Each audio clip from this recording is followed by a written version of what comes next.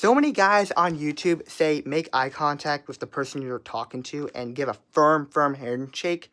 And I'm like, yeah, doesn't the average guy do that? I realized no, they don't.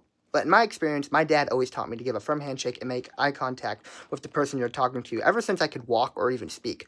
But I just met a kid at work last week who was the same age as me, but his handshake was so soft and so weak, it felt like I was shaking hands with a dead body. And he didn't even make eye contact with me, really. Now, I'm not saying it's his fault. I'm saying that his dad probably never taught him to make eye contact and give a firm handshake. I'm sure none of his friends ever taught him to give a good handshake because their dads probably never taught them to give a firm handshake.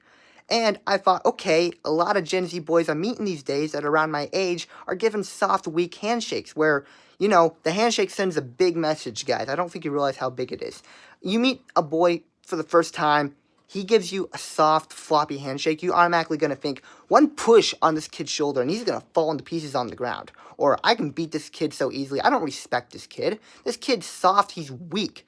And it doesn't even apply for the Gen Z. It also applies for older generation folks now. Because I shook hands with a guy who is 67 years old, and I thought he's going to have a firm handshake. He's a boomer. He's tough. His handshake was soft. Just like all the other kids that I met. I don't know, guys. The handshake, give a firm handshake. People are going to respect you, and they're going to judge you by your handshake.